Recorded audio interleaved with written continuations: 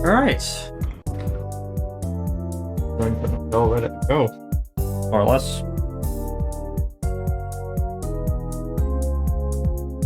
Okay, everybody, we're going to head over now to the BPG13 for Auto Modellista. Before we begin, of course, we are doing this as a charity event for Everyone Can. Our goal by the end of the marathon is £750. We've raised 130, so please get those donations in. The next run is the Super Mario Galaxy 2 run, which is after this one. And that does have a target, which is the perfect run. It's only got £10 left to see that. So if you do want to see that, make sure to get your donations in and let's reach that target. And don't forget to add a poll in as well for one of the later runs, as you can change the course of someone else's run. And it doesn't add anything, it doesn't cost anything extra to actually put it towards an incentive. And all the donations, of course, go to Everyone Can. And merch is also available through the InstaSim store and through eBay. With international shipping as well, and if you buy merch, then half of the profits will go to Everyone Can as well, and you guys get a nice mug and coaster to go with it. So if you want to spice up your mugs collection, then be sure to get a mug and coaster as well, if you want one, and of course you'll be helping out charity in the process. So I'm going to go over now to the BPG13 with Auto Modellista 80% original. So BPG, the floor is on you. No problem, thank you very much. Okay, so quick introduction. Hello everybody, I'm the BPG13, also known as Viper to my regular viewers. Welcome to Auto Modellista, a game that was released in all across the world. There's a PAL Japanese release and then North American release. The original part is unique. I'll explain why as we get into the run. So for those that didn't know about this game, it came out in around the early 2000s, obviously during the PS2's popularity. Obviously it's still quite popular now, but during the early popularity of the PS2. As you can see, the art style is very unique. I think it's cel-shaded, the art style for this game. But yeah, so time will actually be starting when I hit the transmission. And it's unique as to why we use this car, and I'll also get into a few bits and pieces as we go. So if we're ready on the timer, I will give you a countdown. Yeah, we're ready on the timer, so just give me a shout when you want me to start. Good stuff. Okie dokie. So I'll give you a countdown from 5, 4, 3, 2, 1, go. Check it out. Okay, so Auto Modellista. Like I said, racing game that came out in the early 2000s. Now, a few things to mention. Why it was very unique back in the early 2000s. So again, the cel-shaded style was like the main thing as to why it was unique. Now, a few things to point out straight away. So there are 7 stages altogether that you go through. So the game is split into 7 sections, 7 chapters if you want to call it that. We will be using the car setup, a standard car setup, before the game begins, and it basically allows us to run like the best possible combination for the first 4 levels, after which we upgrade the car, make it a lot faster, and it's even more OP. So we do specific races in a certain order, because obviously the fastest route is the fastest way of doing it. So it is worth noting why there's 2 things that I kind of need to explain from the get-go. So first of all, what's the difference between the original, which is in the category name, and US tuned, which is if you look on the leaderboards, what's the difference? So original is, this game got 3 versions, although there's 2 versions depending on the region. So the European and Japanese side of the world both got a similar part of the they both got the same game. So the handling, for example, let's get through these, get through the menus, good stuff. So let me just quickly explain. So the Japanese part of this game and the PAL version of the game was exactly the same. So because it was the same, the handling is very, like, the cars grips the road very, very well. Whereas in the US tune, which I believe is like I said, that's the American version, That actually has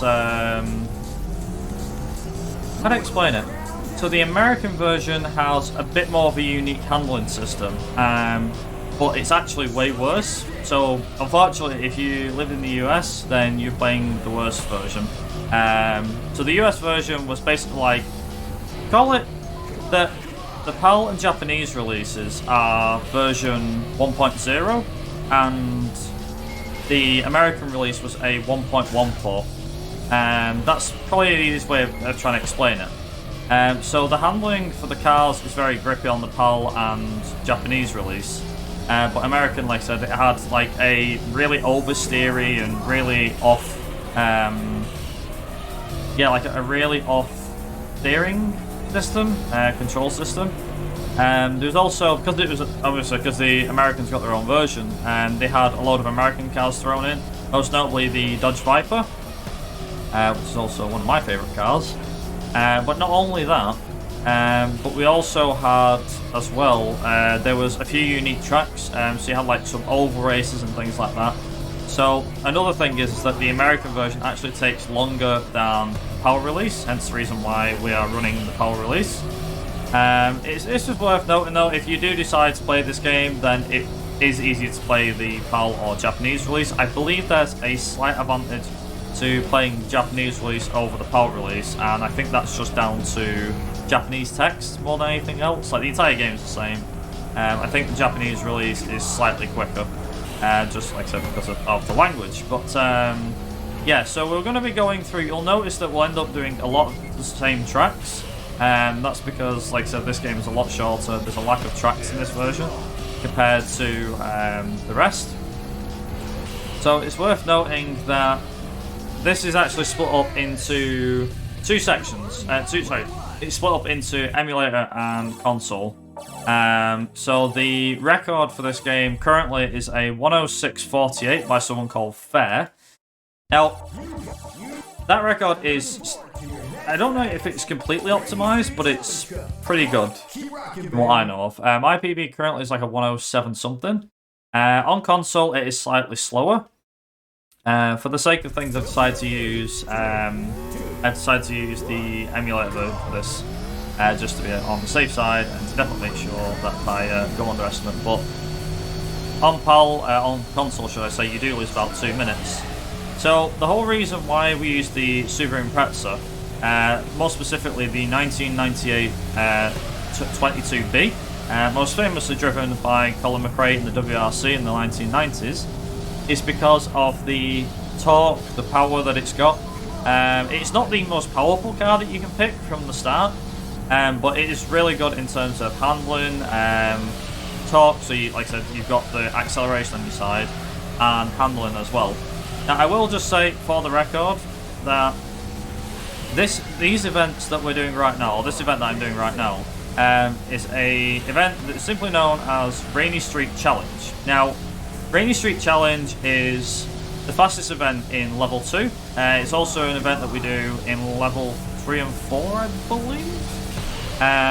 But there are other events that you can do. It is worth noting that for a beginner, I wouldn't recommend trying to do this straight off the bat, because the thing is the way that this game was designed was it had the intended way to do this race was you were supposed to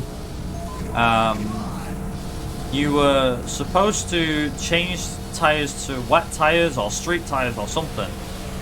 I'm guessing it's how the game will want you to play.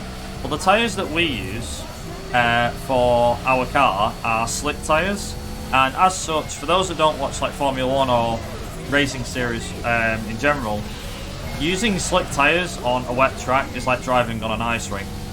Fortunately, in my opinion, it doesn't take that long to get used to it.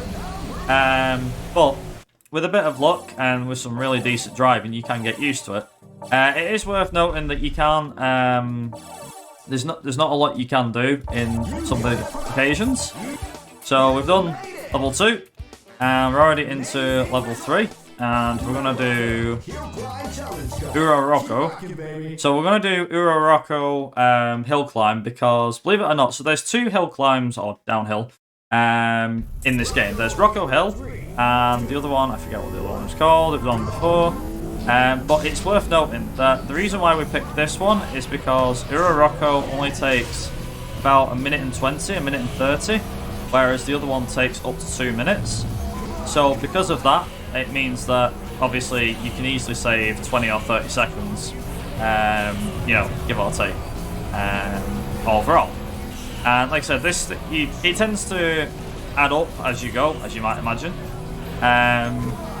So the funny thing is with how I actually got into playing this game and running this game. So this was actually a game that was picked by a community that's known as Blind Runners. So for those who don't know what the Blind Runners community is, it's basically a community of people from all over, speedrunning wise, new and past. Basically a lot of people put their ideas forward about games that they would like to run or they'd like to see other people run. Sometimes they don't always run the games themselves.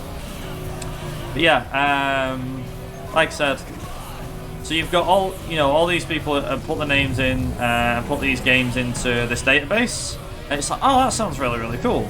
And then obviously, like every week, the games are picked out at random, and before you know it, voila, voila. It's yeah, pretty good, pretty good.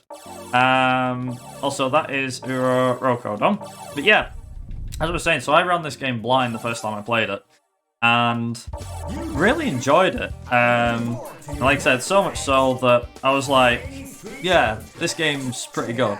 And then obviously I got into it a bit more. I did a couple of runs of it. And personally, I quite enjoy it. I mean, it's quite a short game. I mean, it's a little over an hour. But even for a first runner, I'd say that even if you were playing it safe, it can take about an hour and a bit. Maybe 2 hours, but no more than that. If you're playing the game through like 100%, then I'd say it takes a bit longer. So maybe, I don't know, maybe about 2-3 hours. Unfortunately, there's not actually been a run, or I don't think there's even a category for like beating the game 100%. But my guess is it's about maybe 2 and a bit hours. But the American version, as you might guess, more events and so on and so on. It's actually a lot longer. So it's about, I'd say about in the region of 3 and a bit hours if you're playing the North American release. But if you're playing the PAL Japanese release, then yeah, it's shorter. So there's actually so someone that I just want to quickly mention, and it'd be worth looking into, like seeing the differences for yourself regarding this game. So there's someone on YouTube by the name of Casey who did a great video saying about why, like some games get changed in different regions. So for example, some games get censored in some regions because, I don't know, because the country's rules in swearing or violence or something, like, some games don't sell, or they make changes because it's like, oh yeah, you can't say that in Japan because it means something else, that sort of thing. So they did a video based on this game, and it was like why America had to ruin it or something. But it is an intriguing video, and they mention a lot of things about it, like why, not exactly why it's like that, but you get the idea. So that's level 3 done and dusted. So we actually get a load of things. You'll notice as well between sections is that we have like a load of parts that we get like that, but we just skip through all them. We don't really care about them. So on level 4, we have to do another 2 events. So we're going to do Uro Rocco and the Rainy Street Masters Cups. So the reason being for this is that, again, these are the fastest things. So you actually find that I'd say you beat the first 4 stages in like a little under 20 minutes or something, or maybe a little over 20 minutes, there or thereabouts. But yeah, like as a whole, this game is very, very short compared to a lot of other racing games that I've done runs of. This game felt really weird. Like I said, when I first played it, I didn't really get used to handling, but the handling is, I'll be honest, it can take some getting used to, but in my opinion, if you play both versions, you'll easily, in my true opinion, I think you'll easily be able to understand why most people play the PAL release and not the North American release. So if you look on the leaderboards for this game, you'll find, like, I think, I don't know, like 10 or 15 people have run the PAL or Japanese release, or aka the original release. And I think like Americans had like 5, maybe 6 people, if that. I'm actually looking into running the American release one day, but the handling of the game just kind of puts me off. I'll be straight up truthful about that. And I'm not really one for passing up racing games, but in this case, I'm like, you know, it's one of them, like, when the handling changes so dramatically, it's crazy. Also, it's worth noting that this event can be very difficult, especially if you haven't got, if you don't master this event, you'll find that it's very, very tricky. So allow me to just show you what I mean here. So we've just done Uroroko downhill. Now we've got to do it back up again. Unfortunately, the uphill part, in my opinion, is always the toughest. So this won't be the first time that we're going to do it. And it's also worth noting as well that after we have done Chapter 4, Stage 4, after we have done Stage 4, we will actually have championships that we need to do. Also, that was quite lucky that I didn't get overtaken. Yeah, so long story short, in stages 5 to 7, you do 3 events. So you do the Urban Championship, I think it's called the Hill Climb Championship, that's Chapter 6 or Stage 6. And Stage 7 is like the Japanese All Japan Championship, that's it. So the Urban Championship has you do the Urban Championship has you do 4 races. 2 races around, I believe it's Japan Area Stage 1, which is a dry circuit race. And then the other 2 races are the Japan Area 2, or Phase 2 race, where it's completely wet. So believe it or not, the weather is tied to... Yeah, the weather is actually tied to the circuits. So you can't do the Stage 2 race with dry weather. It's actually all wet weather. So, yeah, the more you know. Also, that was a pretty good Uroroko Masters Cup. I'm impressed. That's pretty good. So, like I said, now we've done that, and skip all this. There we go. So now that we've done that, we're now going to go back to the main menu.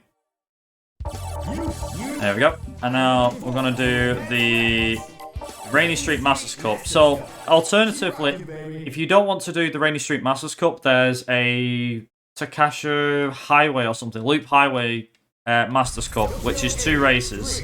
The races will take a bit longer, but it can be a godsend if you don't want to do or don't even want to try this event. So this event, in my opinion, is not the hardest, but can be the most challenging in the run. For example, because it's wet, not only because it's wet, but also because it's quite funny as well, the slipstream in this game is ridiculous, as you can see. So we've got to keep these guys behind, which isn't easy, but it is doable. And it's worth noting as well that you do this race not once, but you also do it twice. So, in my opinion, the one that we're doing right now is the toughest race to do and to win. And it's worth noting as well, you don't have to win every single race, but it helps. Let's just put it that way. So, if I lose this race and come 2nd or maybe even 3rd, it's not the end of the world. However, I have to make sure that the guy who is 2nd in the championship does not win, or the guy who wins, if the guy wins the first race, he can't win the 2nd. Basically, it's the final score that counts. You often find that you have an easier time as well after you've done this cup as well. So like the last 3 cups, in my opinion, are a bit easier. Not too easy. The game does have a bit of a challenge to it. Like I said, for a first-time runner, it will be a bit tricky. So there are going to be races that you don't want to do straight away. But once you get used to it and everything, and have a rough idea of like how the handling works and driving, especially in the wet, then you'll be completely fine. So yeah. Also, that was a pretty good first race, I'm not gonna lie. Had some pretty good slipstream effect. So you can see as well that AI is right on my tail. So at this point, the game wants you to upgrade your vehicle, but obviously, like I said, we're not going to be upgrading our vehicle just yet. Once we finish this race, then we're going to upgrade the vehicle. But until then, we won't be upgrading the vehicle. So yeah, like I said, so now we're going to do this race backwards. And like I said, it's a bit tricky, but that's another thing as well, is that this car is very good in the wet. Now, there are a couple of other cars that, in my opinion, that you can use. So, for example, there is the Mitsubishi Lancer, you can use that, the Nissan Skyline. But unfortunately, one thing that I found whilst testing, I think a lot of other runners have tested this as well, is I tested a lot of different cars and found that despite how good the Mitsubishi Evo and the Nissan Skyline are in this game, they're actually not as good as you might imagine. Like, the top speed, you do lose a bit of top speed, and the cars don't really steer into the corners as much. However, if you want to do the time trial, the R32 Skyline, I believe it is, that's in this game, is really good for doing time trials, especially on the hill climb and the downhill sections. So, you know, the mountain climb, them sort of races, and they're really good in them regards as well. But in terms of like a run, then I'd say probably not. Although I have heard of, I think it's in Avis, who's one of the other runners, Japanese runner. That's the Nissan Skyline, the R32 Skyline, is actually really good to use. So I don't know, maybe the Skyline is actually decent in the run, or maybe it's how he can drive it so good. I don't know. But yeah, most of the top runners pretty much use including myself, use the Super Impreza. And like I said, it's a game which, in my opinion, is quite easy to get used to. So yeah. Also, that is the rainy street done, which means now what we can do is, now that we have done all of that, and that is that done and dusted, it means that we can now upgrade this puppy. So what we're going to do now is we've got a lot of stuff unlocked. So now what we're going to do is we're now going to back out, and we're now going to go into tuning the car, and we're now going to upgrade the car. So what we're going to do is upgrade.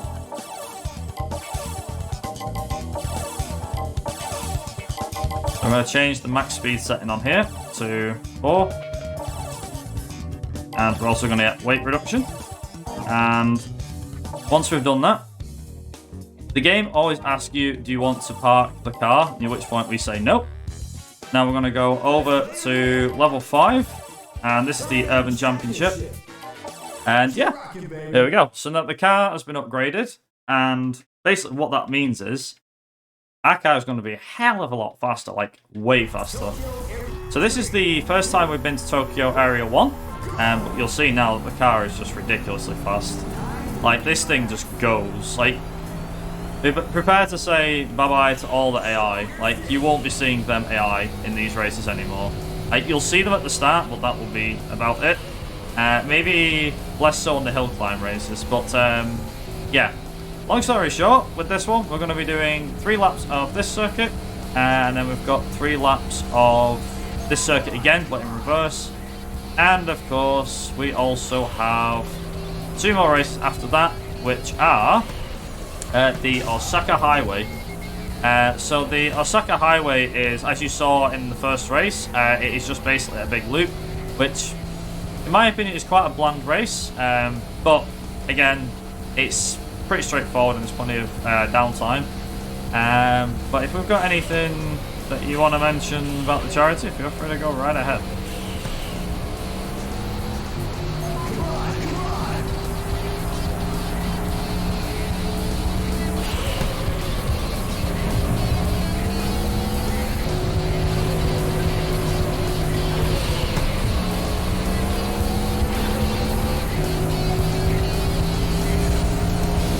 I don't know if he might be around. I should mention I'm on lunch at the moment, so I can't really do any charity stuff, but I'll do it later. Yeah, no problem. No problem.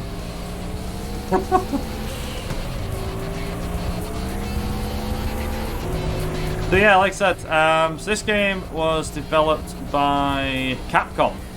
So a lot of people know who Capcom is, I'm sure. They were famously known for developing quite a few different games, including some of the Resident Evil games, and also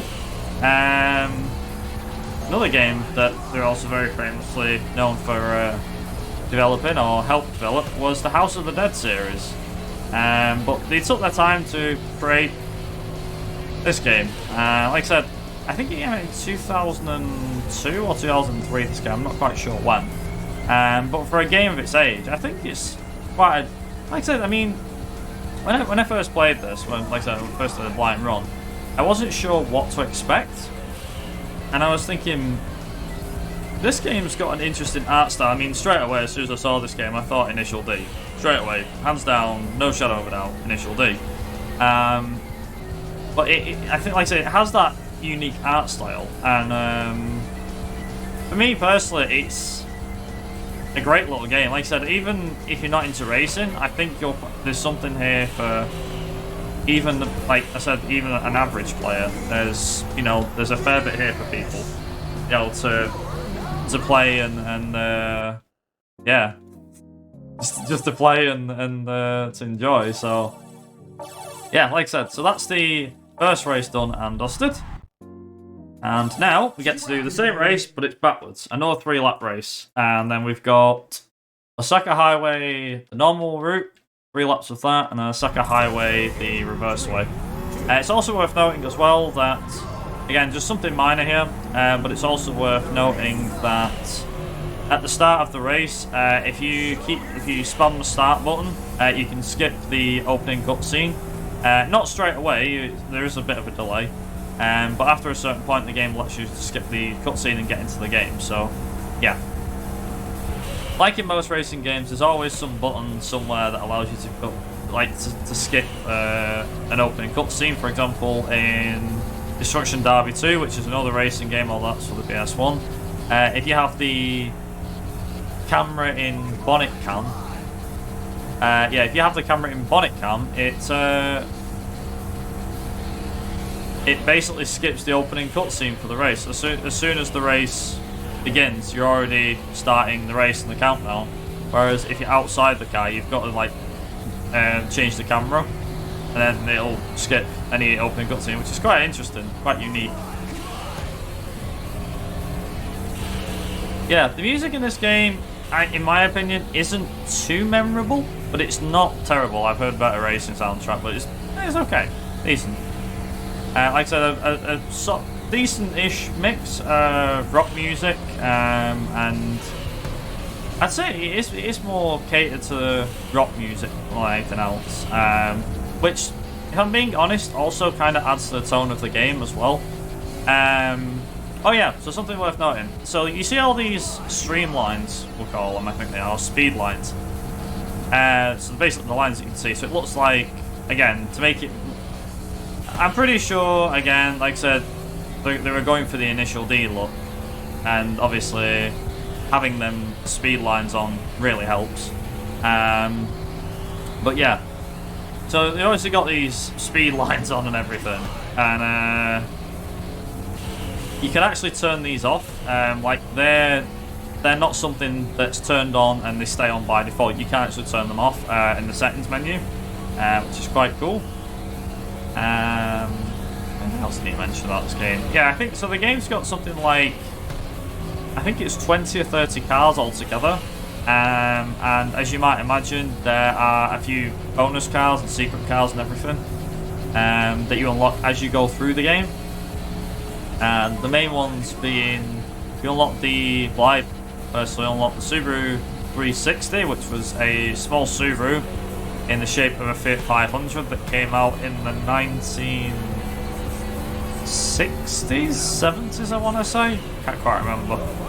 But yeah, believe it or not, yeah, Subaru made like a little Fiat 500 lookalike once. So the more you know. Also, for some odd reason, that race backwards. So when you do that race the normal way around, I find it takes longer. For some odd reason. I don't know why, it just seems to take longer. Like I said, we will be back. We will be back at that circuit later on. Like I said, the circuits tend to, and the stages tend to repeat themselves, as I said. So we have so like I said, we're doing the Urban Championship. So we're going to do 3 laps of this circuit and then 3 laps of it in reverse as well. Now, this is where the Subaru really shows its speed, in my opinion. So, this car goes up to about 270 odd kilometers. I mean, you can change it to miles an hour if you want to, but it goes up to about 270 kilometers. The best thing is that, as you can see on the minimap, we're easily pulling away. Like, this is the thing. This circuit is the easiest in the entire game. It's literally just a big circle, but, well, square. But, you know, there's not a lot to it. It's literally just accelerate and barely have to use your brakes. Like, you do have to let off at this top corner here in a second, where I'm going. This corner here. Because if you go too fast, you'll end up hitting the outside wall, and you don't want to do that because obviously you might spin out or you'll lose a lot of speed, and yeah, trust me, you don't want to do that. So, yeah, obviously another thing as well, as you can see, I think personally they've done a pretty good job with this game. I mean, like I said, for a game that came out in 2002, 2003, I think they got the Japanese architecture, you know, the Japanese structures, buildings and things like that, and the theming of Japan quite right in this one. Whether I would put it higher than the Initial D games, that's a bit hit and miss. I'd say, if we're going for Initial D games at the time, I'd say it's about on par, maybe slightly better. But overall, I mean, don't get me wrong, obviously, there has been, as we probably all know, there has been like a lot better renditions of like Tokyo and Japan in general through video games, especially in the last 5 or 10 years with how technology has advanced. But the other thing is that, well, to be honest, with how racing games used to be, like I said, I still think this game did a pretty good job.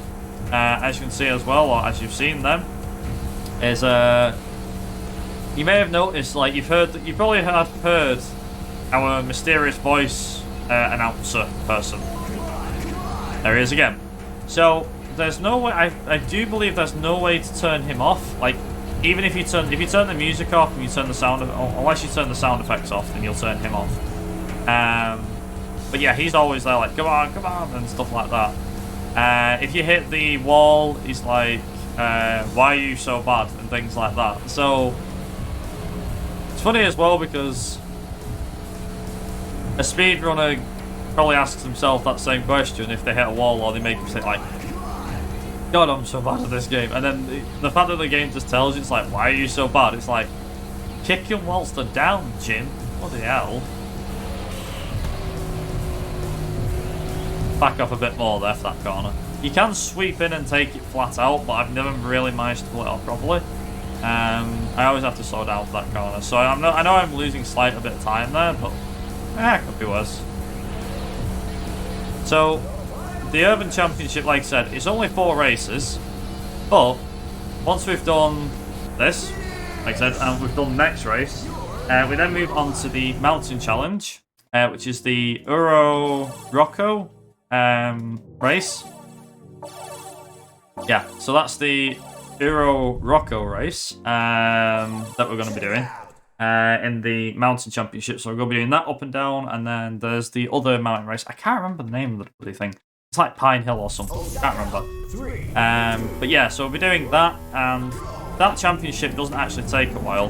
What does take a while, though, is the All Japan Championship. So the All Japan Championship, as I said before, is 7 races long, and it's pretty much, this might sound daft, but it's pretty much half of the run. So you spend the first half doing the first 5 stages, maybe 6 stages, and then the last half of the run is literally just one big championship, and then that's it, the game's finished. There's also one other thing to note as well. So in the All Japan Championship, we do 2 races on Osaka Highway, so this race forward and reverse. We do Japan Area 1, again forward and reverse in dry, and we do the wet race Japan Area 2, forward and reverse. Again, 3 laps on each, and there isn't too much to say other than that. So like I said, it does reuse the same tracks over and over.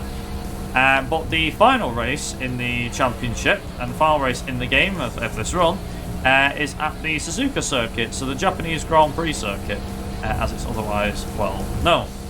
And in my opinion, that circuit is a pretty nice circuit to drive. Laps take about a minute and a half, so there is like a longish race. But yeah, like I said, it's the final race of the game, so longest race, obviously, as you might expect. This race takes about 3-ish minutes, and then the up and down hills take between a minute and a half and what is it, like a minute and a half to 2 minutes each way.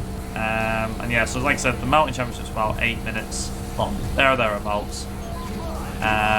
But it'll also be the last time as well. So once we've done the mountain championship, that will also be the last time that you'll see the uphill and the downhill climbs, which for me, I'm like, thank God, because they're my least favourite part of the run. And yeah, and then it's back onto circuit racing. There's also, as well, that I haven't mentioned yet, there's no difficulty level for this game. So there's no easy, medium, or hard.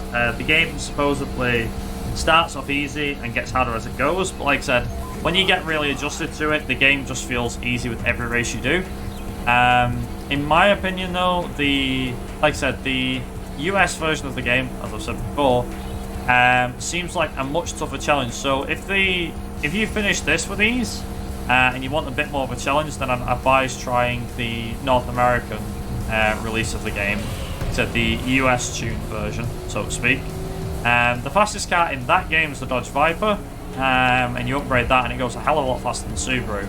But like I said, the handling of the car, it oversteers like mad, and if you can master the handling of that, then yeah, fair to say you'll be able to beat that game with ease. But yeah, especially for like the hill climbs and the downhill sections, yeah, it's like even these cars, because you can get a lot of cars from this game in that game, including the Subaru. But if you use this car in that race, then it's like, yeah, even I wouldn't know. It's pretty mental. Also, mind if I just quickly? Oh, sorry. No, I was just gonna say that's a gold split for me. So no, go right ahead. Yeah, if I can just plug the Tiltify very quickly, because as I put in the chat earlier just now, we're only £10 away from seeing the perfect run in Super Mario Galaxy 2, and that is the next run, so that target itself is about to expire. So if you guys do want to see that, then make sure to put your donations in for that. Again, it's only £10 away from seeing it, so make sure to put those donations in before the run starts, otherwise the target will end and we won't be able to see it. So if you guys want to see it, it's only £10 left, and don't forget that the donations all go towards EveryoneCan. They are really a great charity. And of course, if you donate £5 or more, then that's an entry for the Xbox Live Pass, the 2-month Live Pass that we will be giving away at the end of the marathon. So please put your donations in if you can. The link will be posted periodically in the chat. There's also the EveryoneCan logo down in the panels below, which will take you to the Tiltify page. Again, £10 is all we need to see the perfect run in Super Mario Galaxy 2, so be sure to put those donations in, and they all go to a fantastic cause. No problem, thank you very much. So like I said, we're on the Mountain Championship now, so we get to do this uphill and downhill bit. Unfortunately, because of how tight the corners are, and the fact that the cars are now upgraded, this race for me is always a bit of a thorn in my side because it requires a lot of concentration. So if I end up going a bit quiet, then you know why. Let's just say that. So I'm near the end now. Should be near the end. Should be. Or at least, am I near the end? Yes, I am. These last few corners really are a pain. Like, I'm not even kidding. There we go. Not bad, 121. That's pretty good, actually. I've noticed I'm doing a lot of PB times in this run. This might be a PB run, I don't know. If this is a PB, I'll be very impressed. Considering I've been doing, just for context, so I've been doing practice runs of this recently, and I was just playing the game through just to get used to the handling. And my practice runs weren't that good. So the fact that I've got a run here and it's actually pretty, really good, this could be a PB. So, yeah, and given how many... I set a couple of gold splits on this run as well. So getting through that first part there, and away from the AI is a really good thing. Also, I can't help but notice as well that the music seems to stay the same. Don't know why, but it seems to always be the same on every course, which is interesting. Yeah, so that was very close. If I hit a wall, then unfortunately that's not a good thing, but I will try my best not to.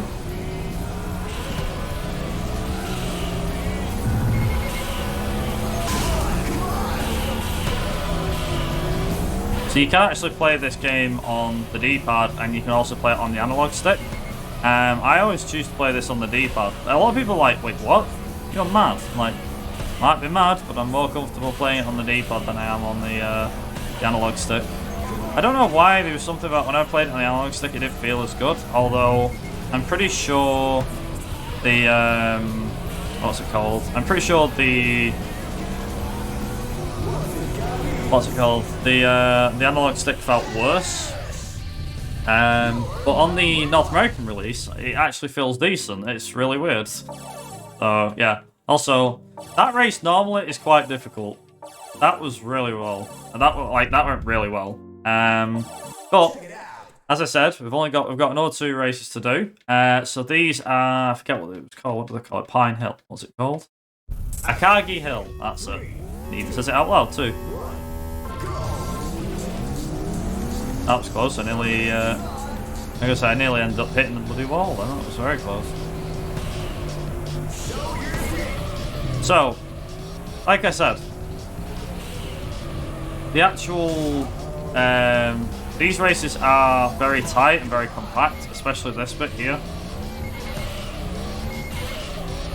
Doing that bit in uphill, I don't know if I've really showed it off, but the uphill section for this race in particular is terrible. Like, downhill is bad enough. And you've no idea how many times I've hit, like, some of the corners on there. It's insane.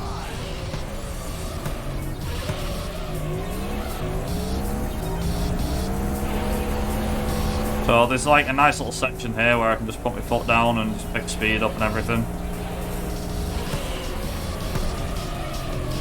There we go. This section feels quite nice, personally, but it's the end that always gets me that I don't like. Because there's certain sections where I'm like, a bit iffy. Like this bit here, for example, is bloody difficult. There we go.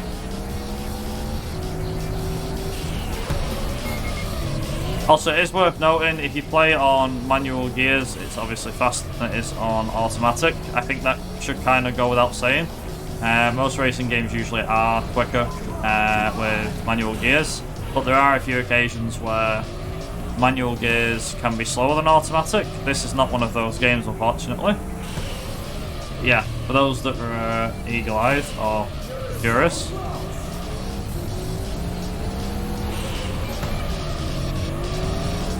There we go. Nice. I don't know if that was a PB. It might have been. Might have been a PB. Who knows? It felt like PB. Possibly. So you have to... With the buttons, you have to press them... Yeah, you have to press them not once, but twice. It's like, you have to press X, X, triangle, X again. So, yeah. So here we go.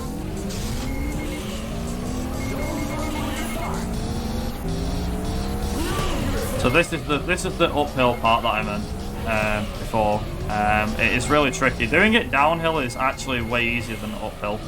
The beeping thing, by the way, in case that wasn't obvious, is the Rev Limiter.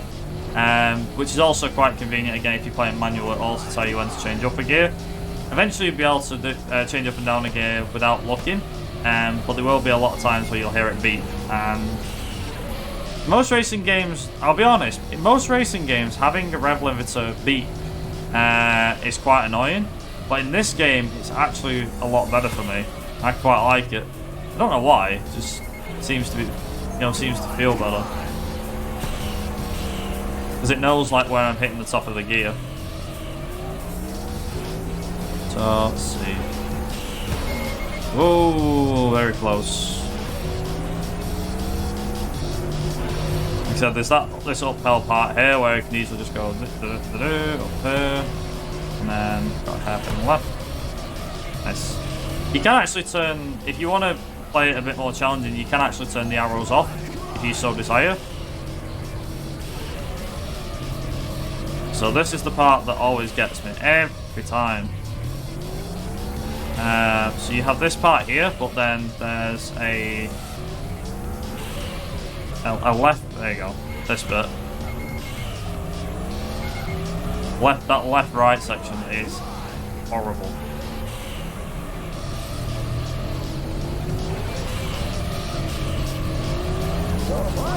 There we go.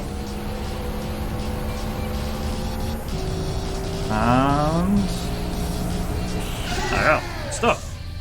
Another gold split, very nice. Good stuff. Okay, so that is the Mountain Championship all wrapped up, which brings us nicely onto the final championship in the game. So, final championship is called the All Japan Championship, or just known as the final. So now, like I said, we've got 7 races. So this, according to my splits, it's about 24, 25 minutes. And then once we've done these, that'll literally be it. Also, this race has been shortened. I thought it was 3 laps. I don't know why I thought it was 3, but I suppose it's a good thing. So we do 2 laps of this. Sorry, 2 laps of this circuit. 2 laps of it in reverse, and then it's 3 laps around Japan Area 1. Japan Area reverse, Japan Area 1, Japan Area 1 reverse, Japan Area 2 in the wet, normal, Japan Area 2 wet, reverse. And then we've got 3 laps of the Suzuka circuit, and that's literally it. Now, timing for when it is time on the run is actually when we get a black screen.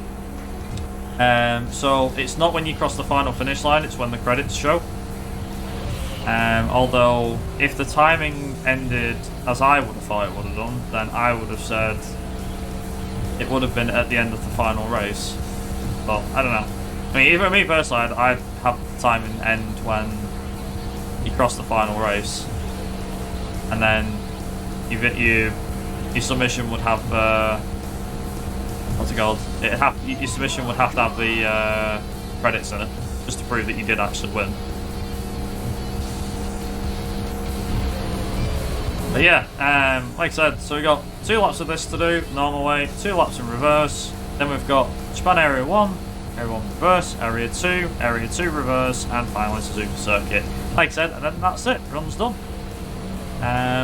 Is there anything else you want to mention, Insta, about the charity or what we're raising money for? Feel free to go right ahead. Give me a moment as I'm just waiting for the delay to catch up so I can stop the timer. Hold on. No, it won't be any. It won't be anytime soon. Don't worry. About another 20 odd minutes. Oh wait, hold on. Forget that. Hold on. Never mind. Sorry, I thought when you said run done, I thought that meant the timer was up. No. Run's not gonna be done until I've beaten like the last race, which is about another 20 odd minutes from now. 20-ish. So don't worry, you got plenty of time. No, okay. Anyway, to talk about the charity.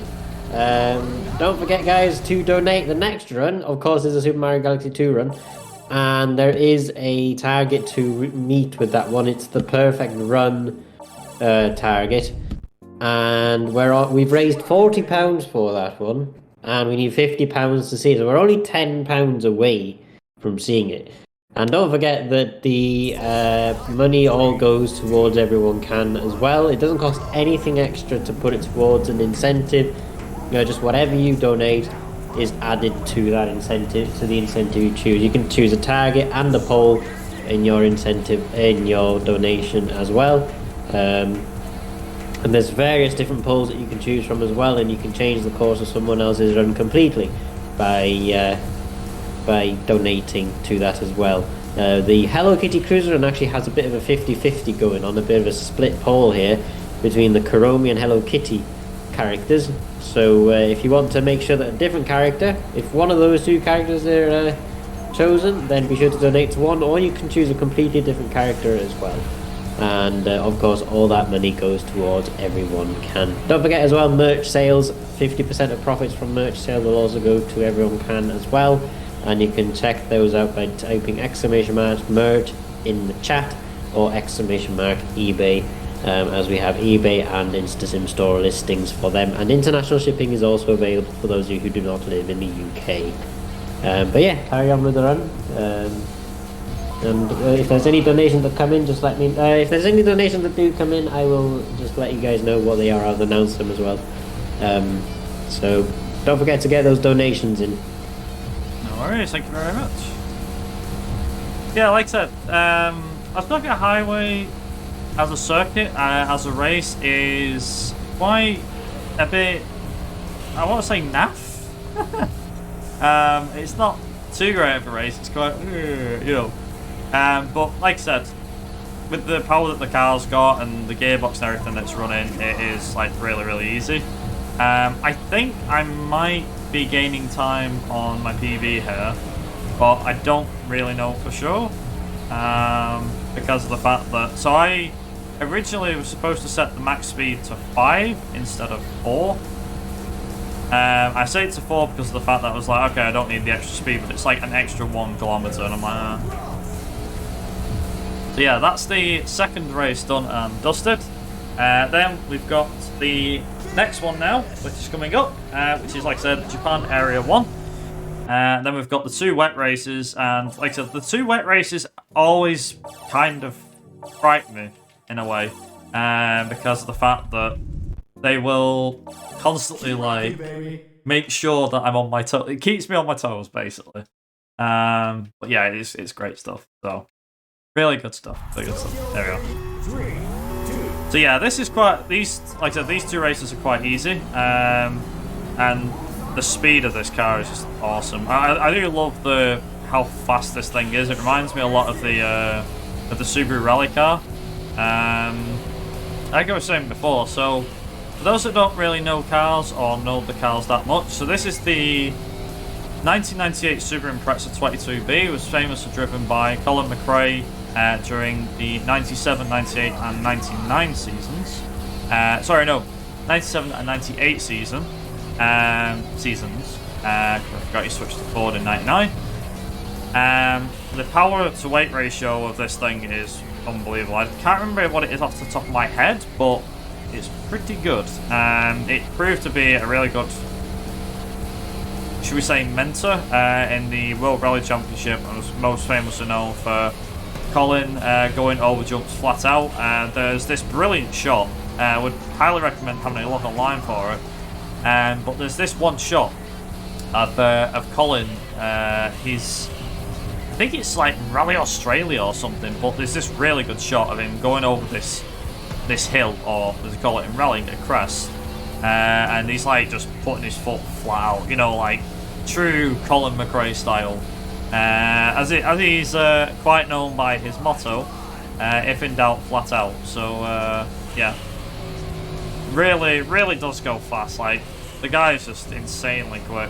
Unfortunately though, for those who don't know about Colin Mcrae, he did die in a helicopter accident back in 2007. But he was always known for being a fierce and aggressive competitor, and his just bullish, flat-out style that he had was what made him quite popular. And he even got a video game series which is still in use today, still going today. Anyone that's played the Dirt franchise, or Colin Mcrae Dirt as it used to be originally known, before they dropped the Colin Mcrae bit, that is technically Colin Mcrae Rally, for those that were unaware of that. It started back in the first game released in 1998 when Colin Mcrae was at the height of his popularity.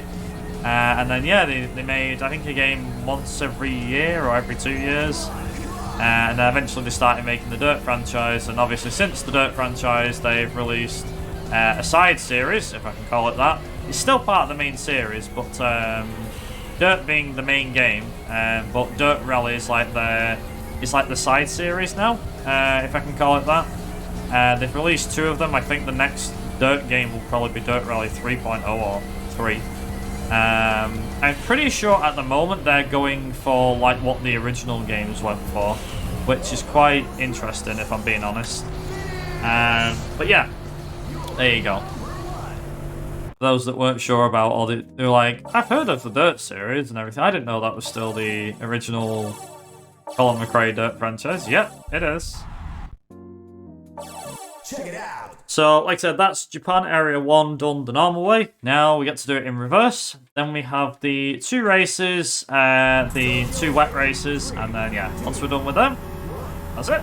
We're good to go. Like I said, the straight line speed that this thing has is just unbelievable.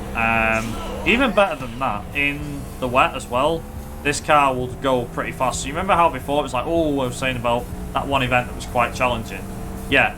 You don't really have that challenging event in this championship because, like I said, we've got this upgraded Subaru. Now, it is worth noting that between between when we upgrade the Subaru for the first time, sorry, the only time in this run that we upgrade it, if you want to do it as a first-time player, you can obviously upgrade it even more so after you've done the mountain championships. The car's even quicker. But the reason why we don't upgrade it is because there's more menuing involved, and I believe the benefit does not pay off. So if you upgrade the car and then you go back into game, it actually will lose your time on the run. So, yeah, there you go. The more you know. That's a 1 minute lap stuff. So if your first lap is around a minute and a bit, then that's also really good as well. It's a great start. So yeah, like I said, so we've got, after this we have the Japan Area 2 races to do, and then once we've done them, we've then just got the Suzuka circuit. And like I said, Suzuka is about 5 minutes, and it takes something like 30 or 40 seconds to get through, about 30 or 40 seconds, I'd say, to get through Suzuka, so like to get through like the end screen and everything.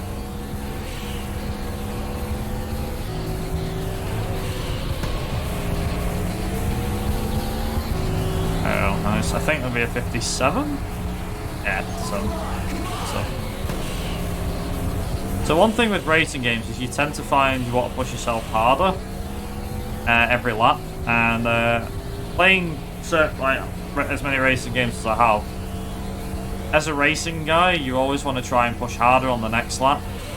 So that might seem why I'm going, or trying to go as quick as I can. I might start cutting corners more, or taking more risks, or try and carry more speed through more corners, like that. Because the more speed you can carry through corners, the quicker lap time you're going to get. At least that's the idea. As you can see, we pulled like nearly a lap on somebody already, which is insane.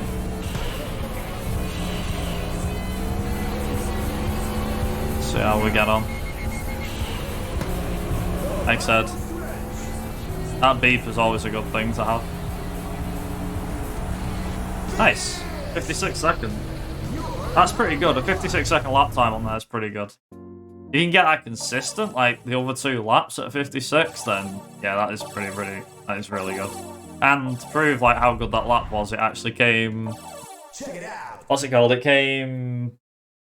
Like, it were first on that leaderboard, so yeah. So now we've done the dry races, we're now on wet races. Like I said, we've got to do this forwards, one race forwards and one in reverse. Now, luckily, in this situation now, because we have an upgraded Subaru, we're going to go a lot faster, and it's actually a lot better as well that we go faster, because we're going up against upgraded cars with an upgraded car, which is really good. Which is what we weren't doing before. We were in a stock car going up against upgraded cars. Now we're not doing that. We're now going up against upgraded cars with an upgraded car, and you can see how much easier it is to pull away as well.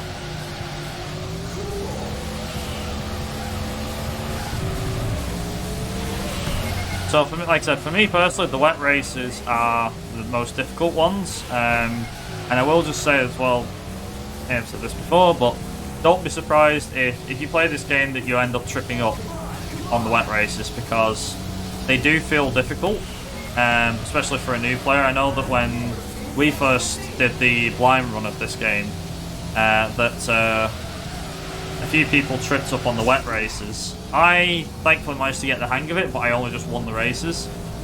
Obviously, after playing it for a bit longer, it was a lot easier. Like, a hell of a lot easier. So, yeah. Unfortunately, like I said, braking on a wet surface with slick tyres is really difficult. But, yeah, should be fine. As you can see as well, is that I actually am trying to stay a little bit off the curbs, because the curbs can spin you out if you're not lucky. If you're not careful, they'll completely spin you out. I've not had it happen for a while, but I don't want it to happen either. You can take a bit more speed through these corners. I choose to slow down a hell of a lot so that I easily make the corner.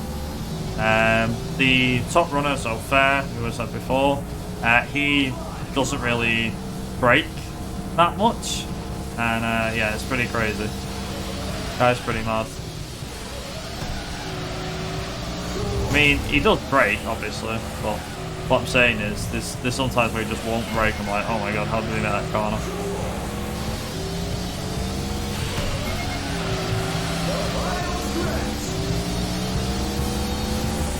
Well, nice. 2:48 second laps, that's pretty good.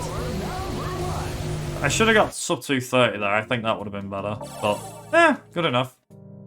As you can see now, we have a completely, like, even if, it's worth noting, so even if I lose the last race, at the moment, if I lose the last race, so if I lose this race, and then finish like 5th or 6th in the final race, it won't matter because I've built up a 10-point buffer. Because even, we haven't got enough races left to catch me in the championship. Now, fortunately, there's no way of skipping races. You can only quit out of the event. I think if there was a way of exiting races early, we would probably do this race and then skip the last race. And that would save, like I said, like, that would probably save 4.5 minutes. It would be pretty amazing that if we could do that. But currently there's no way to do that. There's no option in the game to retire or get disqualified or anything like that, you know, from the race. So yeah, like I said, so we've got this race, and then we've got the last one, which is, like I said, we have the Suzuka race, and then we're all done. So yeah, it'll be after the next race, and like I said, I will let you know. It's probably about another, like I said, 5-6 minutes, because we've got this race to do first.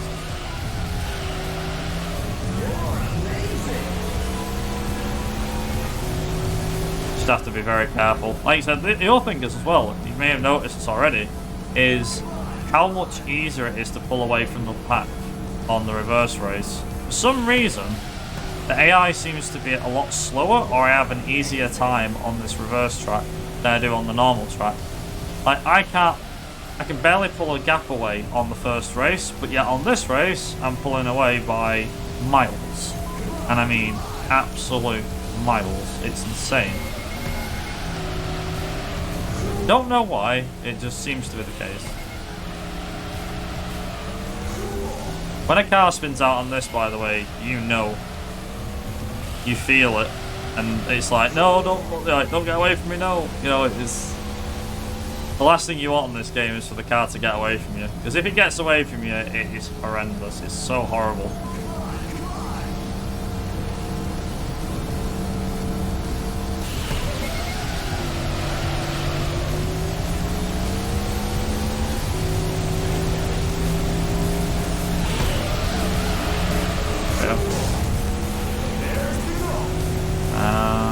Not a 48.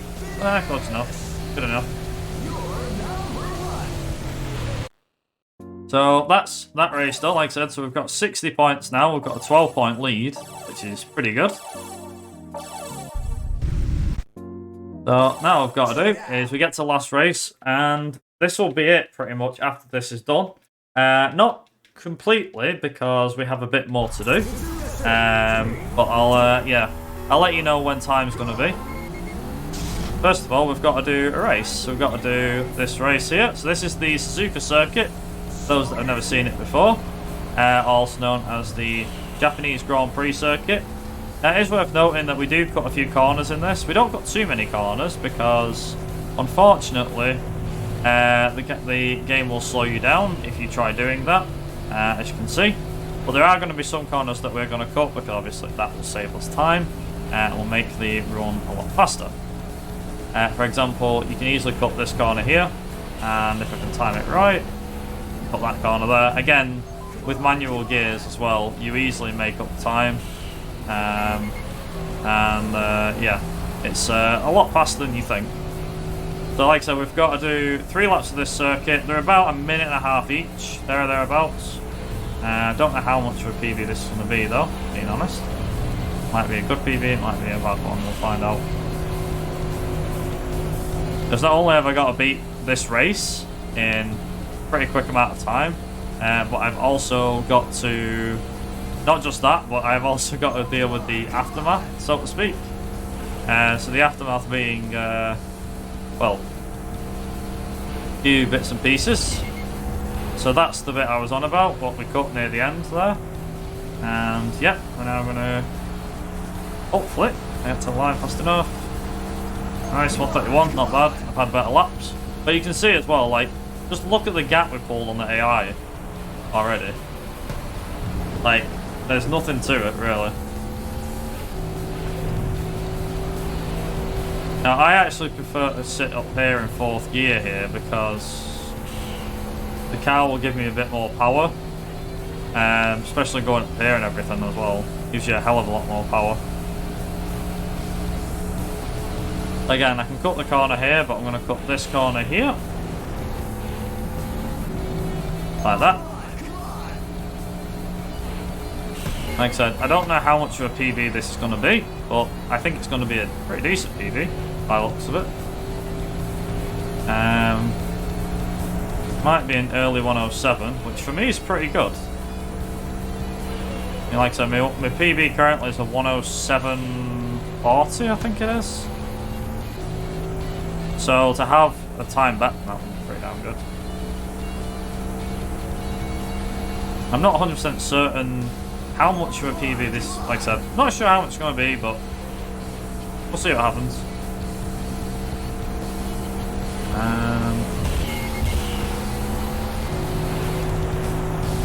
So that's lap 2 done. Again, 1 more lap to go.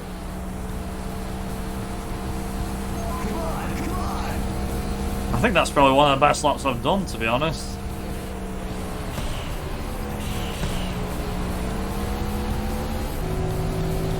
I've done better laps than that before, but I think that's one of the best runs best laps I've done in a run before, if that makes sense. There we go.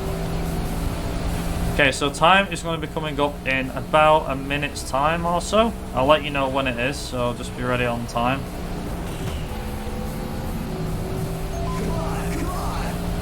Like I said, this last race is very, very difficult.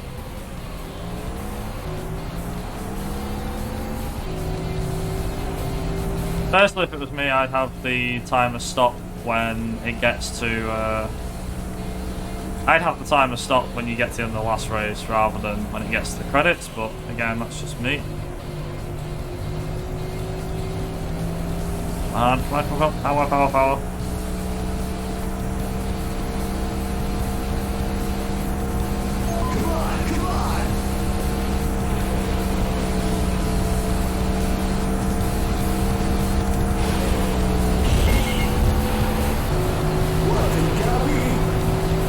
Okay, so, like I said, make sure you're ready on time because it's going to be coming up fairly sharpish.